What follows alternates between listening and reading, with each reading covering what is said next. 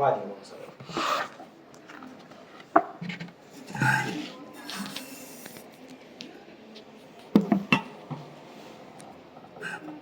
Todos los tumores de ovario es frecuente, ¿no?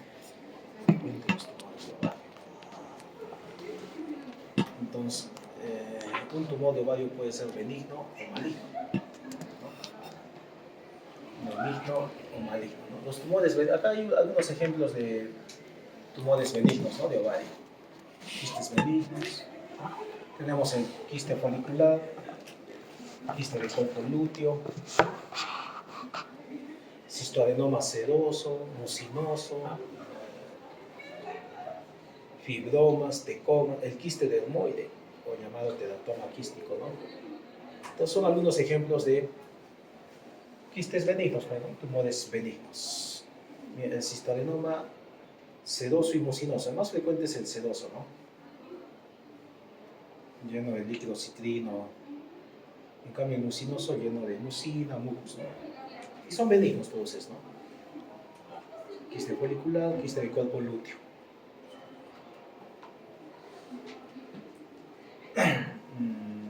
La mayoría de estos quistes benignos no dan síntomas, pero ¿no? La mujer puede tener un quiste, pero ni sabe, pues, no le causa síntomas. Pero a veces he hecho una ecografía de casualidad y ahí se descubre que tienes un quiste, ¿no? De 5 centímetros, dice. Pero estaba sintomática, ¿no? Por casualidad nomás se ha descubierto. En una ecografía de chequeo, ¿no? Por ejemplo. Pero hay quistes que ya sí producen dolor, ¿no? Cuando ya producen dolor ya cambia la cosa, ¿no? Por ejemplo, ¿qué quistes producen dolor? Ahí está, ¿no? El endometrioma.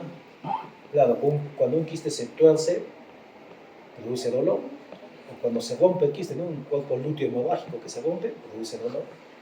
Un acceso tubovárico, ¿no? Que es el ovario con la trompa forma un complejo, un pus, un acceso tubovárico, ¿no? Un tumor de la granulosa, un tumor de la teca, más bien producen exceso de hormonas, ¿no? El tumor de la granulosa produce exceso de estrógenos.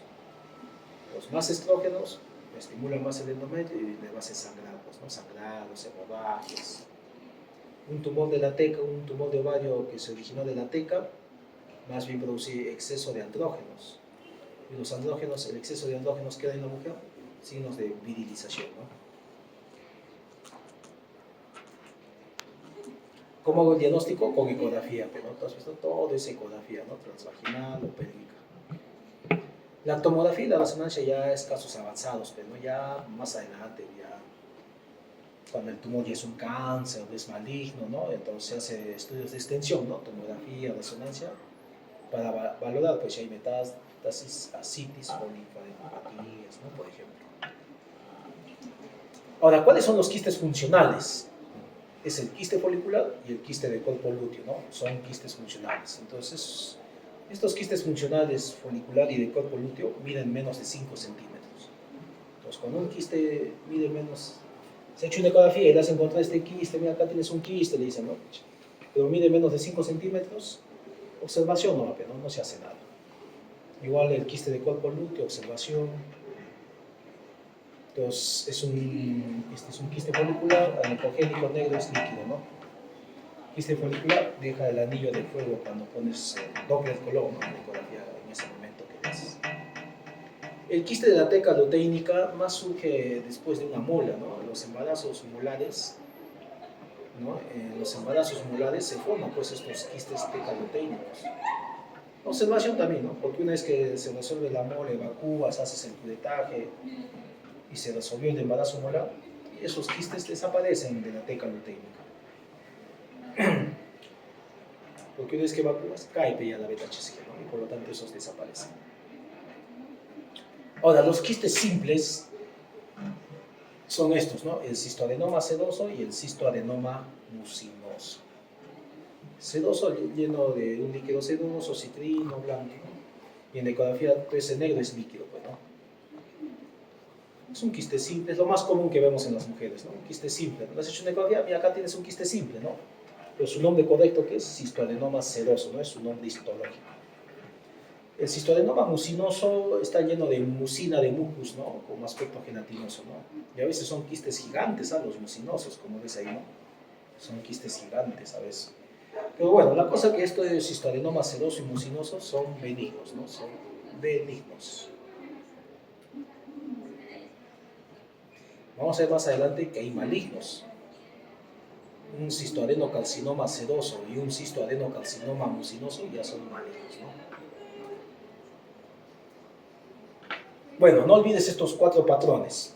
Entonces, este es el que te he dicho ahorita, el quiste simple. Este es un quiste hemorrágico de cuerpo lúteo, un endometrioma y un teratoma, ¿no? Mira cómo es un teratoma quístico maduro, o también llamado quiste dermoide, ¿no? En su interior, ¿qué contiene? Pelo, sebo, huesos, dientes, grasa, todo eso, ¿no? Ese es un teratoma o quiste dermoide, ¿no?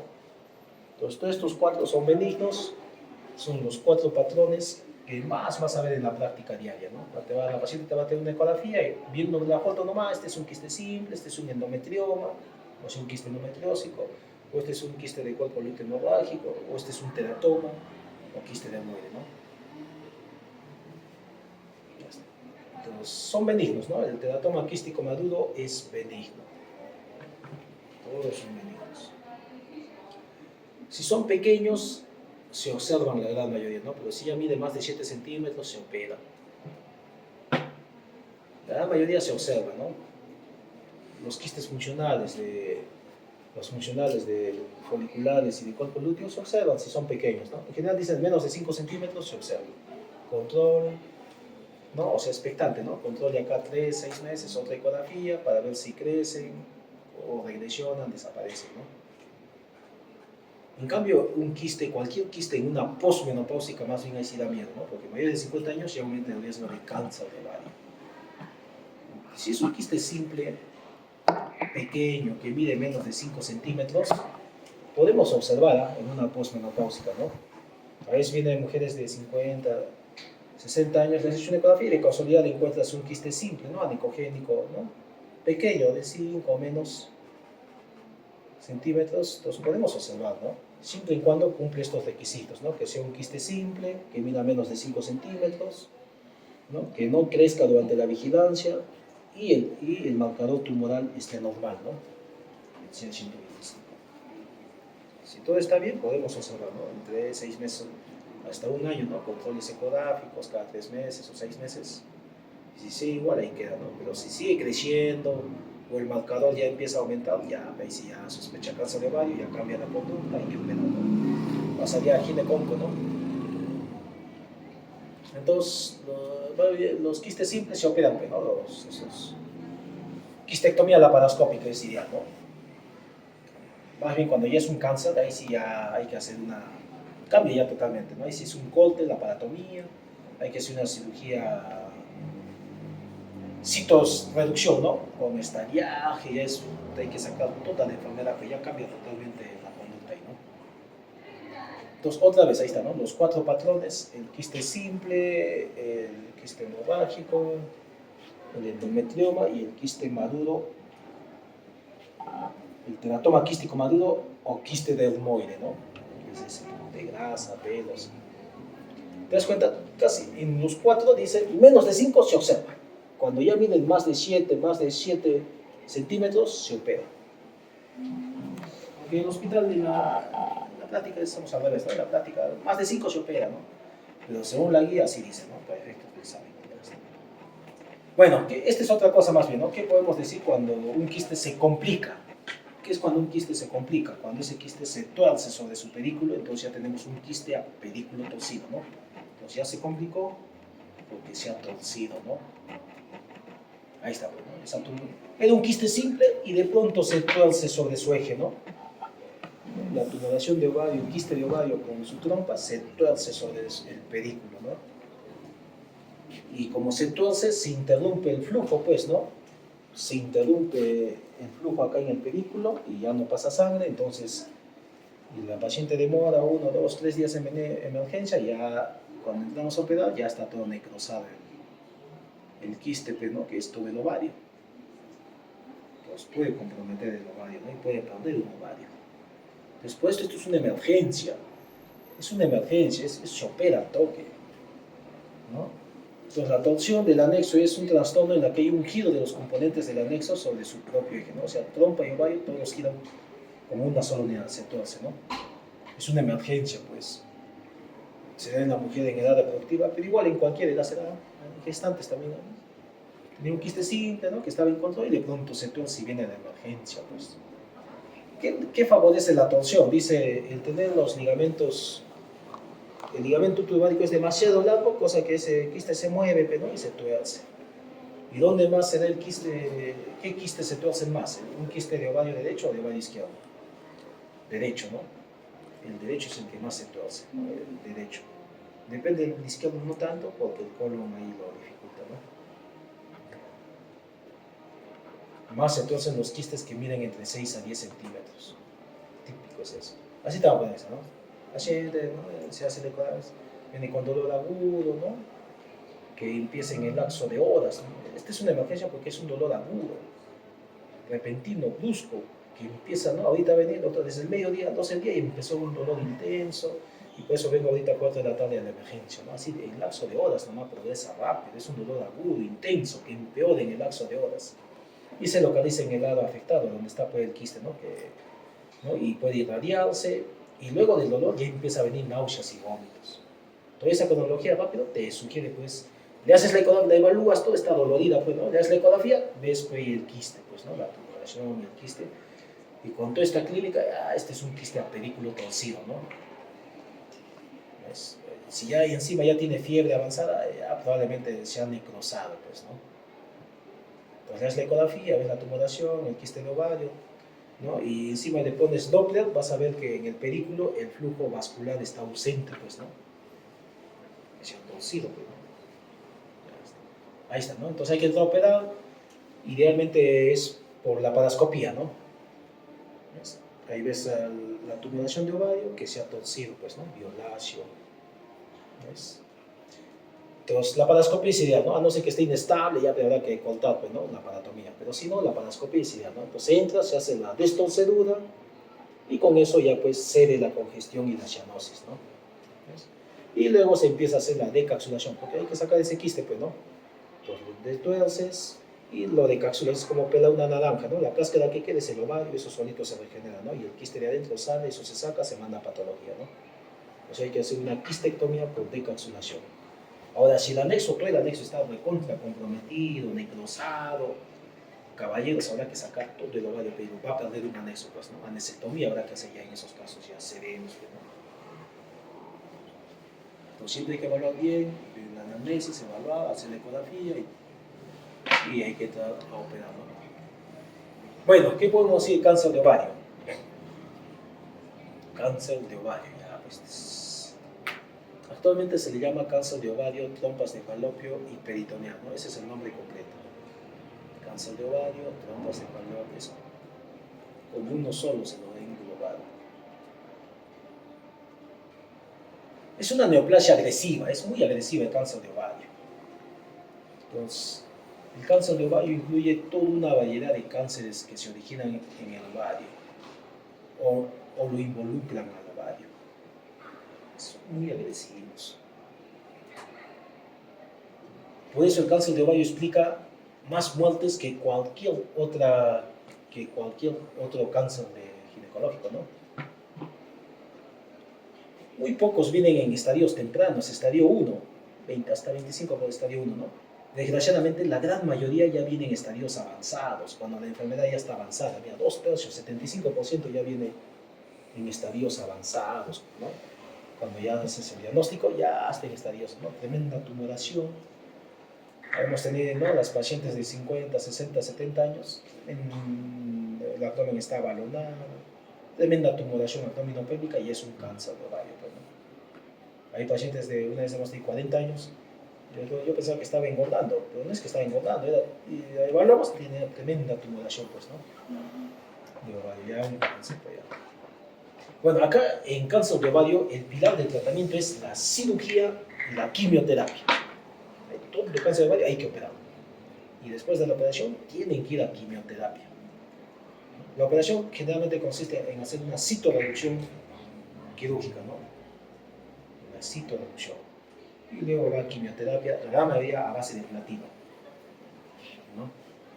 Y con eso la mayoría sana, está en estadios iniciales sana, da remisión clínica, pero desgraciadamente muchas de estas mujeres luego de un tiempo van a presentar recaída y la enfermedad va a seguir progresando hasta que finalmente la lleva a la muerte, ¿no? Son pues agresivos del ovario, cáncer de ovario. Más en países industrializados, el primer mundo, dicen, ¿no? ¿A qué edad se da el cáncer de ovario? 60, 69 años en promedio, ¿no? 60, 70, 80. Ahí está, lo azul intenso más en países del primer mundo es la incidencia, la mortalidad también es más en países del primer mundo. A nivel mundial, el cáncer de ovario ocupa el 8º lugar a nivel mundial de todos los cánceres. En el Perú, el cáncer de ovario ocupa el 11º lugar de todos los cánceres que puede darse en una mujer, ¿no? Siempre mama y cuello uterino es primero, ¿no? En la mujer. Y luego ya sigue ovario, pero más lejos, ¿no? Bueno, ¿qué factores de riesgo me predisponen para que la mujer haga cáncer de ovario? Influyen factores genéticos, reproductivos y ambientales, ¿no? El genético es el más importante. El factor de riesgo más importante es el antecedente familiar de cáncer de mama o de ovario. Ese es el factor de riesgo más importante, primero en la lista, ¿no? Entonces, una mujer que tiene el antecedente de que alguien de su familia tuvo cáncer de mama o cáncer de ovario, entonces esta mujer tiene alto riesgo para que haga cáncer de ovario y cáncer de mama también. Genético, pues. Entonces hay una predisposición genética que se hereda. Genes que se mutan y se heredan, pues, ¿no? De la mamá a la hija, a la abuela, mamá, hija, ¿no? Estos genes mutan y se heredan, pues, ¿no? Se transmiten. ¿Te das cuenta? Y ahí están pues, los genes BRCA1 y BRCA2. Bueno, el resto se atribuye a estos factores reproductivos, ¿no? Un patrón de ciclos ovulatorios ininterrumpidos. Todos los meses está ovulando y nunca se embaraza, pues, porque el embarazo es un estado de reposo del ovario, ¿no? De anovulación, ¿no? Pero si no tiene hijos, nulíparas, todos los meses está menstruando, ovulando. El ser nulípara entonces es un factor de riesgo. La menarquia temprana, la menopausia tardía, ¿no? La edad, ya hemos dicho, a mayor edad, más riesgo de cáncer de ovario, pues, ¿no? A partir de los 50, 60 años. Mujeres que toman terapia de reemplazo hormonal, ¿no? Climatéricas, menopáusicas, toman terapia de reemplazo hormonal con solo estrógenos, también le predispone a cáncer de ovario. Actualmente es muy raro porque ya damos terapia de reemplazo hormonal combinado, ¿no? La raza, ¿en qué raza es más frecuente? La raza blanca, pregunta el examen. 2 veces ya han preguntado esto en los exámenes. Cáncer de ovario. Recuerda que en el planeta tenemos 3 tipos de razas, ¿no? La raza blanca, la raza negra y la raza amarilla. La blanca es la caucásica, la negra es la africana y la amarilla es la mongólica, ¿no? Bueno, entonces raza blanca o caucásica. Claro, los hábitos alimentarios, pero las obesas, ¿no? Factor de riesgo para cáncer de ovario. Mujeres que han tenido en su antecedente de endometriosis, también, pues, ¿no? Como el endometrioma ovárico, ¿no? Etcétera, etcétera. Ahí están todos los factores de riesgo que dice Williams, 4ª edición, ¿no? Lo mismo. Norteamérica, norte de Europa, países industrializados, hemos dicho, ¿no? Como hemos visto que el factor de riesgo más importante es el antecedente, ¿no? Familiar, el antecedente genético, pues, ¿no? Como dice acá, ¿no? El antecedente, ¿no? Si tuvo un familiar con cáncer de ovario, entonces le va a triplicar el riesgo de que haga cáncer de ovario. Y si además tiene algún familiar con cáncer de mama, el riesgo se incrementa aún más todavía. Entonces acá ya es la genética, ¿no? Múltiples genes que mutan y se heredan le van a predisponer a cáncer de ovario y también cáncer de mama. Pero la mutación de los genes más frecuentes que encontramos es BRCA1 y BRCA2, ¿no? Se transmiten estos genes, mujeres que son portadoras de estos genes BRCA1, de la mutación de estos genes BRCA1 y BRCA2, le va a predisponer a cáncer de ovario y de mama. Como dice, el 75% de todos los cánceres de ovario hereditario se debe pues a la mutación de estos genes BRCA1 y BRCA2. Es el más importante. Pero también hay otros diversos genes que también producen cáncer de mama y de ovario, no solo la mutación de estos genes. Hay una infinidad de lista de genes. Estos son los más conocidos. Mira, también hay unos genes, el MLH1, MSH2, MSH3, el gen P, o sea, la mutación de estos genes, ¿no? ¿Qué me da? El síndrome de Lynch, o también llamado cáncer colon-rectal hereditario no polipósico. ¿Ves? Y este síndrome de Lynch, mujeres que son portadoras de este síndrome de Lynch, tienen pues cáncer de colon, ¿no? Mujeres que tienen el síndrome de Lynch tienen alto riesgo de hacer cáncer de colon, pero también tienen alto riesgo de hacer cánceres ginecológicos. ¿Cuáles? Cáncer de endometrio, de ovario y de mama. Pregúntales. ¿Cuál es el cáncer ginecológico que más puede darse? El cáncer de endometrio. Hasta 60% de riesgo de que esta mujer portadora del síndrome de Lynch tiene un 60% de riesgo de que haga cáncer de endometrio.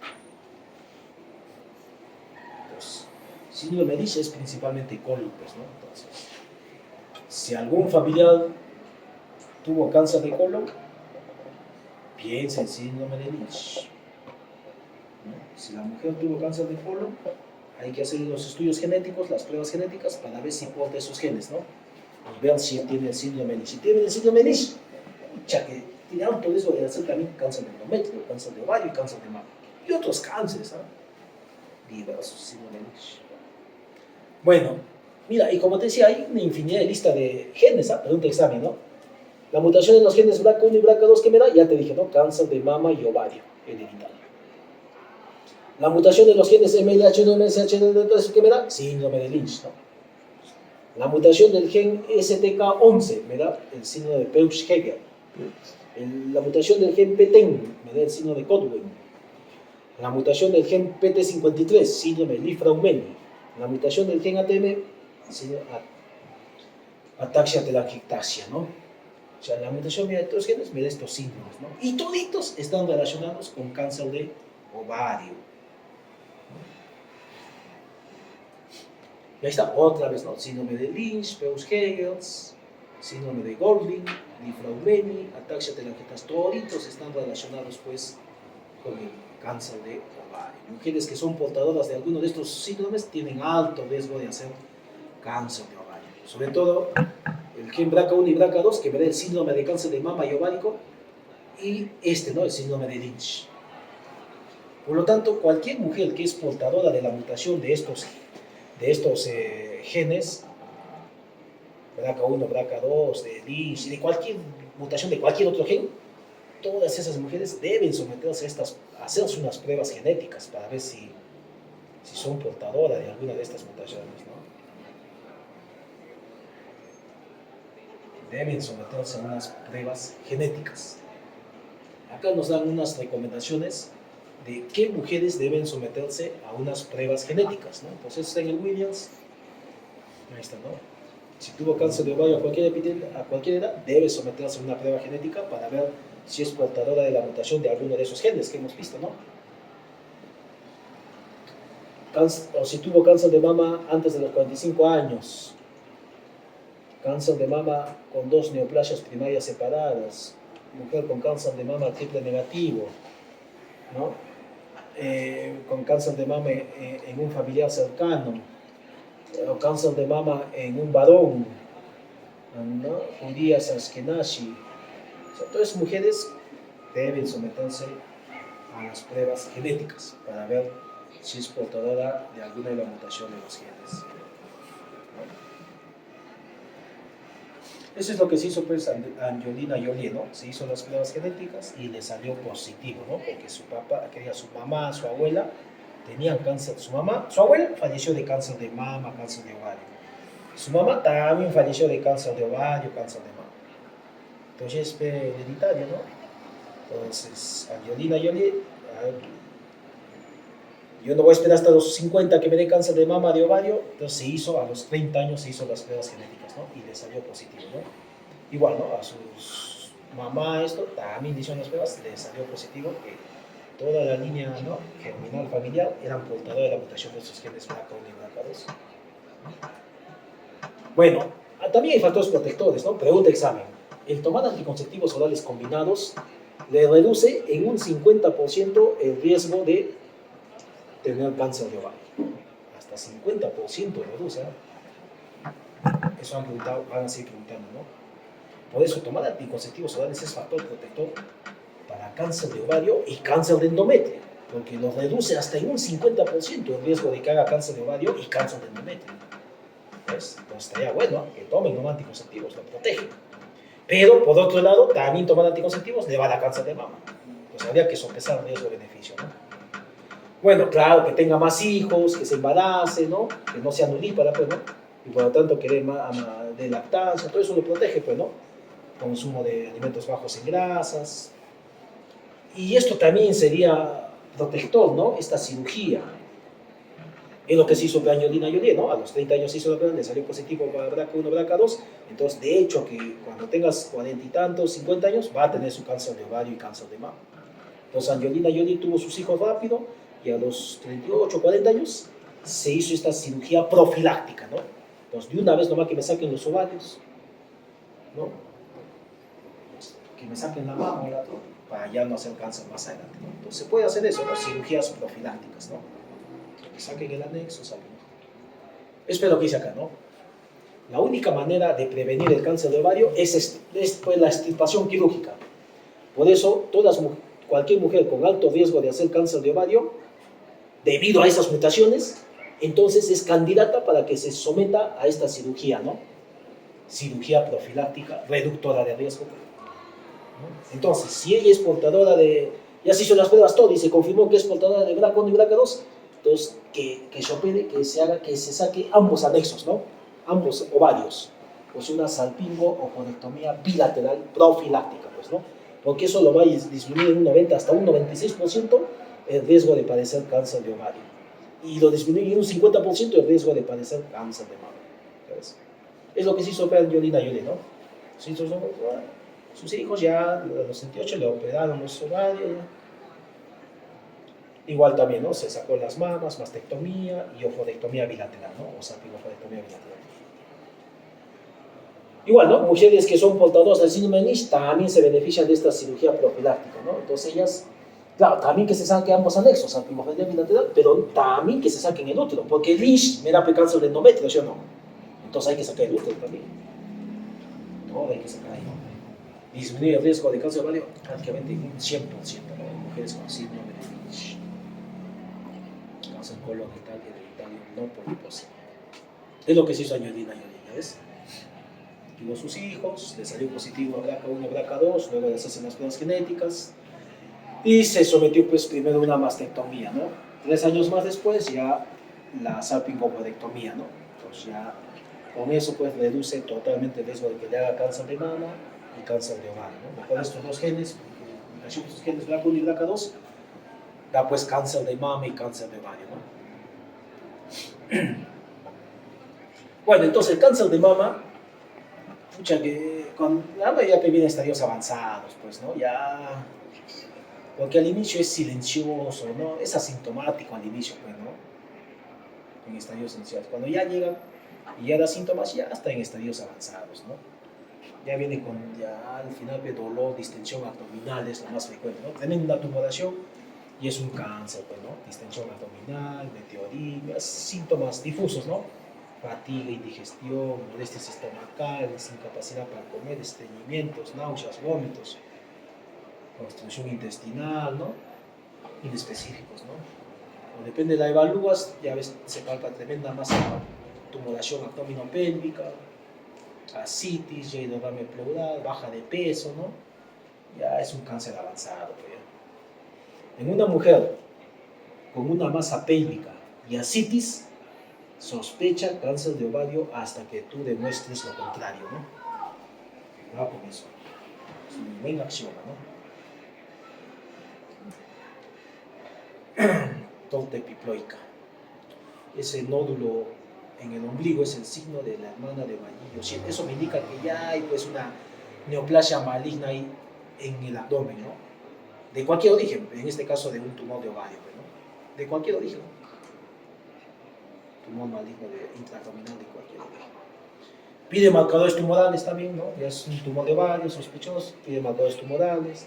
Tomografía, resonancia ya son para estudios de extensión de la enfermedad, ¿no? Para ver si hay metástasis, compromiso ganglionar, etc., ¿no? Dice que el cáncer de ovario, su origen está en las trompas.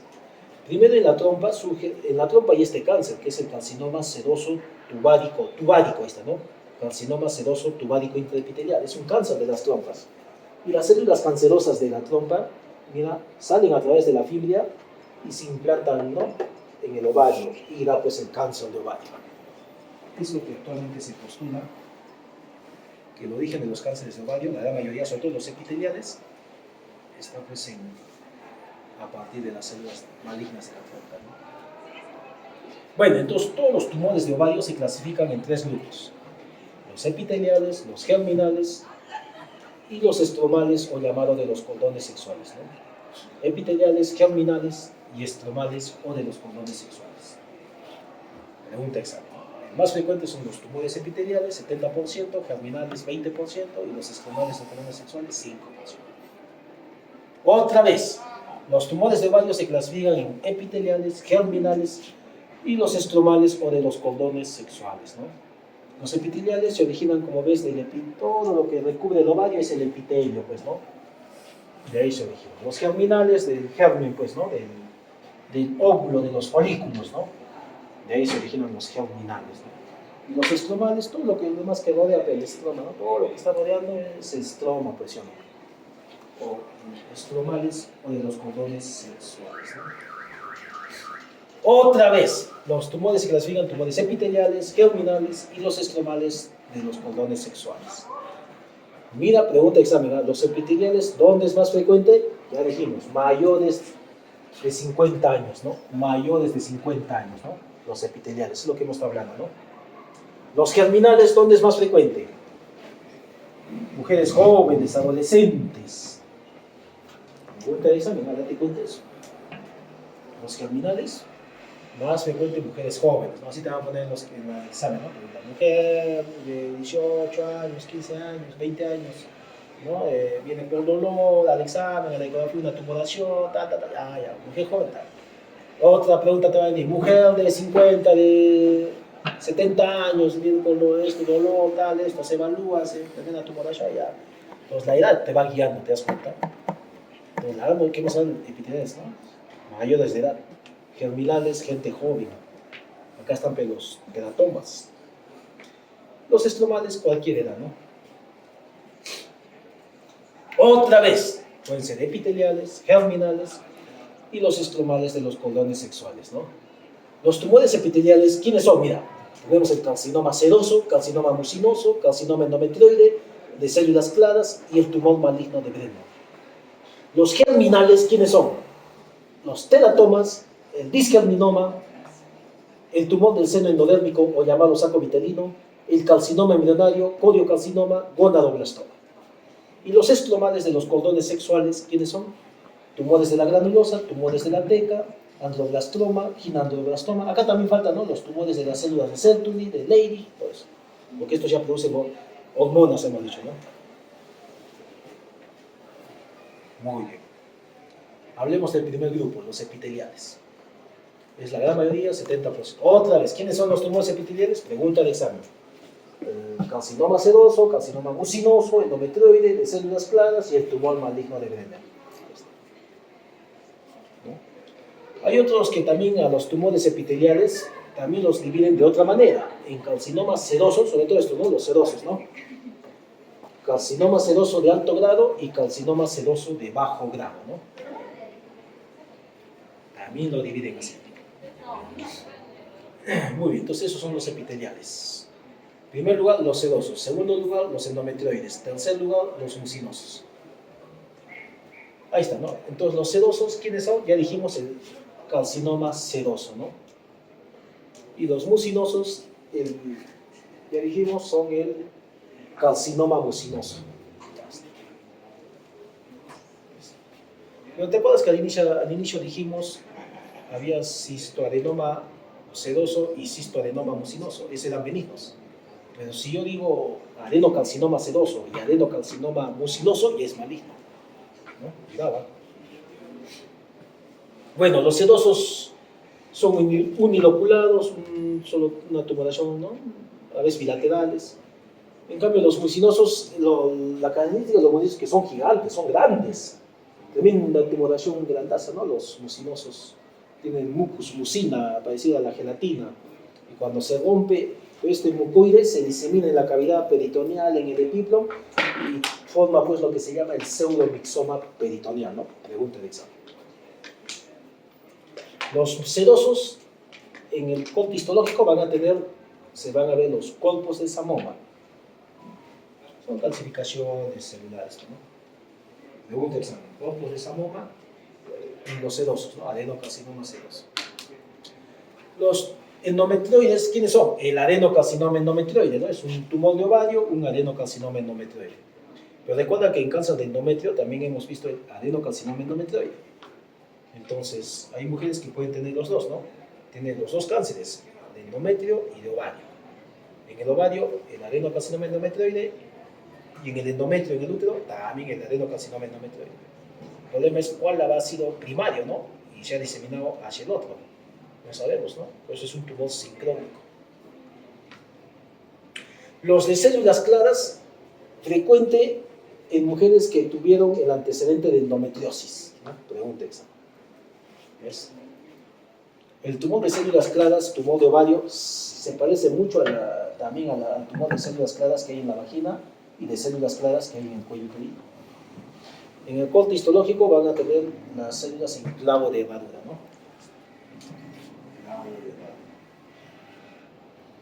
Tumor maligno de Brenner, muy raro, ¿no? También está el carcinoma peritoneal, y es un cáncer, una siembra peritoneal, ¿no? También hay tumores secundarios. O sea, el ovario está sano, pero por ejemplo esta mujer tiene un cáncer de estómago. Los ovarios están sanos, ¿eh? La mujer tiene un cáncer de estómago y ese cáncer de estómago, las células malignas hacen metástasis. ¿Y a dónde llegan? Al ovario. Y lo contagia al ovario, ¿no? Y el ovario empieza a formar un tumor, un cáncer de ovario. Pero de manera secundaria, ¿te das cuenta? Porque el foco primario está en el estómago. Entonces, a eso se llama tumor de Krukenberg, ¿no? Es un adenocarcinoma mucinoso. En la histología se ve células en anillo de sello, ¿no? Y es metastásico de los ovarios, o sea que de otro foco hizo metástasis hacia los ovarios, ¿no? Y se originó pues a partir de tumores primarios del tracto gastrointestinal, ¿no? Como el cáncer de estómago. El cáncer de estómago tiene que en la histología células en anillo de sello, y cuando este tumor de ovario llamado Krukenberg también tiene células en anillo de sello, ¿no? ¿Ves? Entonces ahí está el Krukenberg. Ahí son bilaterales, tumores sólidos. En la histología, células en anillo de sello. Entonces son secundarios, ¿no? Bueno, todos estos tumores epiteliales, ¿cómo se diseminan? 4 patrones de diseminación, ¿no? Primero, el más frecuente, pregunta examen, su mecanismo, en primer lugar de diseminación es por exfoliación.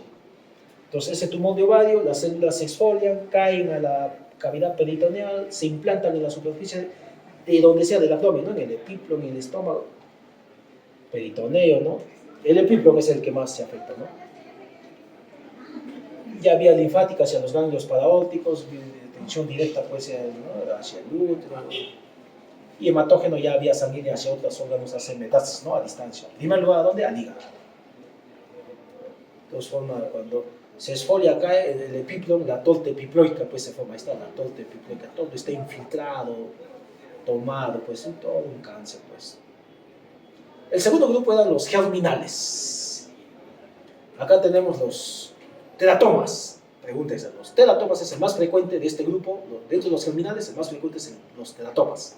Y le sigue el disgerminoma. Entonces, más quiero que aprendas teratomas y disgerminomas. Ya hemos visto hace rato, ya te dije, el teratoma quístico maduro, ¿no? El teratoma quístico maduro era el quiste delmoide. Pero si a ti te dicen teratoma quístico inmaduro, eso ya es cáncer, eso ya es maligno más bien. El teratoma quístico maduro es benigno, pero el teratoma quístico inmaduro, eso ya es maligno, ¿no? el teratoma quístico maduro también se le llama quiste dermoide, ¿no? ¿Sabes? Dijimos que los germinales se ven mujeres jóvenes, ¿no? Adolescentes, jóvenes, ahí está, pues, 20 años, adolescentes, ¿no? El pronóstico es excelente, ¿verdad? Entonces, los que más en este grupo están los teratomas, y son benignos, ¿no? El teratoma quístico maduro, o llamado quiste dermoide, es benigno, ¿no? Ahí está, el teratoma quístico maduro, o llamado quiste dermoide, son benignos. Es la gran mayoría de este grupo, mujeres jóvenes, adolescentes, hay niñas de 13, 14 años, ¿no? Muy raro que se malignice, ¿no? Ya se convertiría pues en un teratoma inmaduro, pues, ¿no? Es rarísimo, ¿no? Bueno, como ya sabes, estos quistes maduros, dermoides, que contienen en su interior pelo, sebo, cabellos, grasas, pelos, dientes, uñas, etcétera, etcétera, ¿no? Como dice acá, pues, ¿no? Un quiste dermoide o teratoma quístico maduro llamado las loríparas, sebáceas, detritus, dientes, cartílago, hueso, falanges, puede contener tejido nervioso, ojos, chaquería, todo lo que pueda haber, ¿no? Si contiene tejido tiroideo, a ese tumor ya se le llama estruma ovario. Pregunta de examen. Pues hay tumores de ovario que son estruma ovario, llenos de tejido tiroideo, ¿no? O sea, se originó es una variedad de quiste dermoide, ¿no? El estruma ovario. Ahí está. Bueno, estruma ovario. Entonces, los teratomas y los disgerminomas son los más frecuentes, más los teratomas, ¿no? Le siguen los disgerminomas, este más bien es sólido, este es maligno, igual mujeres jóvenes, ya dijimos, ¿no? Producen altos niveles de HCG, ¿no? La hormona gonadotrofina coriónica, ¿no? Es su marcador tumoral, ¿no? Y también deshidrogenasa lactato, ¿no? Acuérdate, disgerminoma, ¿no? DD. Entonces, acuérdate de esos marcadores tumorales, ¿no? Para disgerminoma, ¿no? HCG y LDHL, ¿no? Deshidrogenasa lactato, sus marcadores tumorales. Disgerminoma, tumores sólidos, mujeres jóvenes. También tenemos el tumor del seno endodérmico o llamado tumor del saco vitelino, ¿no? En el corte histológico se van a ver los cuerpos de Schiller-Duval, pregunta examen. ¿Y qué marcador tumoral expresan? Alfa-fetoproteína, por eso pide alfa-fetoproteína. El carcinoma embrionario también es rico en alfa-fetoproteína, ¿no? Y por último, el tercer grupo, están los tumores estromales o de los cordones sexuales, dijimos, ¿no? Entonces ya producen full hormonas. ¿Quiénes tenemos acá? Ya te dije, ¿no? Pregunta examen. Acá, ¿quiénes tenemos? En los estromales de los cordones sexuales. Fibromas, tecomas, tumor de las células de Leydig, tumor de las células de Sertoli, tumor de las células productoras de esteroides, tumor de ¿qué más? Básicamente eso, ¿no? Fibroma, tecoma, Leydig, Sertoli, de los cordones sexuales, productoras de esteroides. Esos son los que más, ¿no? Y estos tumores, la mayoría, se caracterizan porque van a producir exceso de hormonas, exceso de estrógenos y andrógenos, como te dije. Cualquier edad, como ya dijimos, ¿no? Los tumores de la granulosa, por ejemplo, en el corte histológico se van a ver los cortos de Kaltschner, que secretan, pues, estos tumores de granulosa secretan exceso de estrógenos. Por lo tanto, a veces estas mujeres van a venir con hemorragia, sangrado genital, ¿no? Tú evalúas todo y tiene una tumoración de ovario más sangrado genital, sospecha que puede ser un tumor de la granulosa, o sea, un tipo de estromal, ¿no? ¿Ves? Y por lo tanto, pues, produce exceso de estrógenos, más estimula al endometrio, puede asociarte también con cáncer de endometrio, ¿te das cuenta? Marcadores tumorales, inhibina A, inhibina BA. En los tumores de la granulosa, pide entonces, sospechas esos clínicamente, pide este marcador tumoral, estas proteínas, inhibina A, inhibina B. Las células de Sertoli el tumor de las células de Sertoli de Leydig producen exceso de andrógenos, ¿no? Por eso le dan, y la mujer va a tener, pues, va a presentar manifestación de síntomas de virilización, ¿no? De masculinización. De los cordones sexuales se asocia con el síndrome de Peutz-Jeghers. ¿Te acuerdas que dijimos hace rato? Síndrome de Peutz-Jeghers. ¿Quién se asocia? El tumor de los cordones sexuales, con túbulos anulares, ¿no? Y también se asocia al adenoma maligno de Cervix. En el cuello uterino también hay un cáncer, ¿no? Adenoma maligno. Tumores mesenquimales extremadamente raros, ¿no? Ya está. Y por último, de los estromales, uno que no quiero que olvides, porque cada rato viene en el examen, fibroma, ¿no? El fibroma es un tumor sólido de ovario, pero es benigno. Es benigno. Y no olvides esta triada, ¿no? Que da este síndrome de Meigs. Entonces, mujeres con síndrome de Meigs. ¿Qué es el síndrome de Meigs? Entonces, es una mujer que tiene full ascitis, tiene derrame pleural y encima un tumor sólido de ovario. Entonces, piensa que puede ser un síndrome de Meigs, ¿no? Mujer con ascitis, derrame pleural o hidrotoras, ¿no? Sobre todo del lado derecho, y un tumor sólido de ovario, que es el fibroma. Entonces todo eso configura el síndrome de Meigs. Sospechen eso. Bueno, ¿cómo se hace la estadificación? Ahí están los estadios. Estadio 1, 2, 3 y 4, ¿no? Del cáncer de ovario.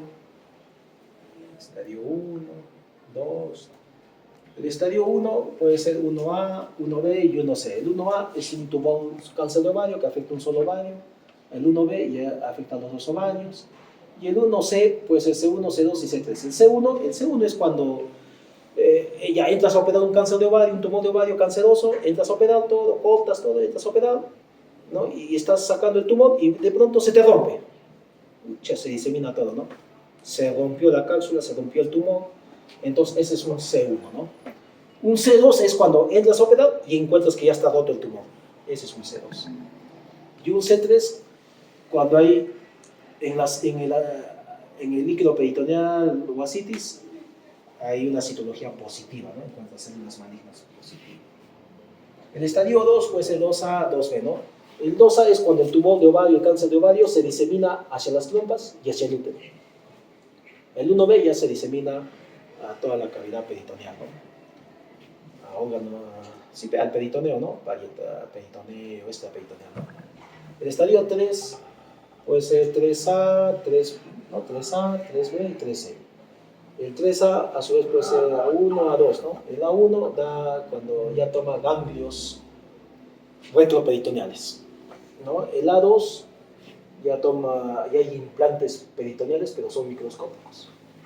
El 3B y el 3C, el 3B y 3C, claro, hay implantes peritoneales que miden menos de 2 centímetros, sería 2B, pero si el implante mide más de 2 centímetros, 3C, ¿no? Implantes peritoneales. Y el 4 puede ser 4A, 4B, ¿no? Ya estadios avanzados, pues. El 4A ya pues ha diseminado hasta el pulmón, ¿no? Y hay derrame pleural. Entonces tienes que confirmar que en el derrame pleural, en el líquido del derrame pleural, hay pues citología positiva, ¿no? Hay células cancerosas, ¿no? Que se han diseminado a partir del tumor primario que era el ovario. Y el 1B, quería el 4B, y ahí metes a distancia, pero todos los órganos. Primero tienes hígado, vaso y cualquier otro órgano intraabdominal, ¿no? Disemina a distancia, ¿no? Eso acuérdate, ¿no? Mama, ¿dónde disemina en primer lugar? Hueso, cuello uterino, pulmón, endometrio, pulmón, ovario, hígado. Ya está, pero eso es, pero mama, cuello, endometrio y ovario. Eso tienes que saber. Y ahí viene bulbo y vagina, es poquito, eso. En estadios avanzados, pues, mal el pronóstico, ¿no? Mira. Estadio 3 y 4, ¿cuánto suman? 63% de pago, ¿no? Vienen en estadios avanzados, la gran mayoría. Agresivo, pues, es el cáncer. Bueno, este es un resumen para ver cómo manejas de acá me full preguntas de examen de admisión. Cualquier tumor de ovario, yo tengo que decir si ese tumor de ovario es sólido o es líquido. Líquido es quístico, pero no. Ya, si es cualquier tumor que sea sólido, ¿no? En cualquier edad, niña, mujer, joven, menopáusica, cualquier edad, cualquier tumor sólido en cualquier edad, de frente se opera, la aparatomía, ¿no? Hay que operar. En cambio, un quiste de ovario, hay que ver si es una premenopáusica, una prepuberal, premenopáusica o posmenopáusica. Entonces, un quiste de ovario en una prepuber, 10, 12 años, ¿no? Por ejemplo, un quiste. Si ese quiste es simple, mide menos de 5 centímetros, control nomás, ¿no? Control, hay que revolver en 2, 3 meses y se desaparece y ahí quedó, fin del asunto. Pero si ese quiste sigue igual, persiste, del mismo tamaño o está creciendo, aumentando de tamaño, hay que operar, se opera. Más de 5 centímetros, ¿no? Un quiste de ovario en una premenopáusica y en una mujer en edad fértil, ¿no? En cualquier mujer en edad reproductiva, un quiste, hay que ver, ¿no? Si ese quiste mide más de 5 centímetros, hay que reevaluar cuando le venga su menstruación, post-menstruación, hay que volver a reevaluar, ¿no? Si desaparece, ya ahí quedó. Pero si persiste o aumenta de tamaño, igual se opera. ¿Ves? Un quiste en cualquier postmenopáusica, de frente se opera, porque postmenopáusica ya aumenta el riesgo de cáncer de ovario, ¿no? Bueno.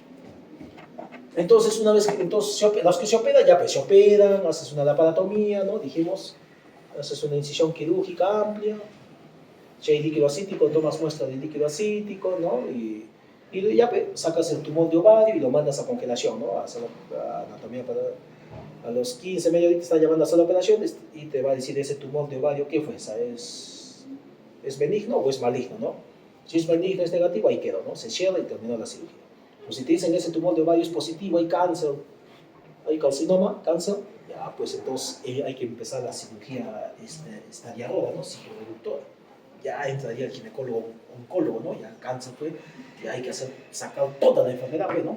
Hay que sacar el útero, sacar el tumor de ovario, el otro ovario, sacar el epiplom, ¿no? Mentectomía, sacar los ganglios pélvicos, hacer disección, sacar los ganglios paraópticos, intrarrenales, tomar biopsias peritoneales múltiples de los espacios parietocólicos, de peritoneo, ¿no? Tomar muestras de biopsia de la cúpula diafragmática, inclusive en algunos hay que hacer apendicectomía, ¿no? Si es que en tumores mucinosos, por ejemplo.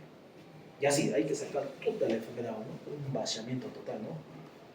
Y es un estadiaje, una cirugía citoreductora que hace ya el ginecólogo, ¿no? Actualmente lo que se preconiza es pues cirugía R0, inclusive ya la citoreducción ya no debe hacerse, dice, ¿no? Porque tú entras, sacas toda la enfermedad, pero siempre queda algo, entonces igual vas a dejar algo de cáncer.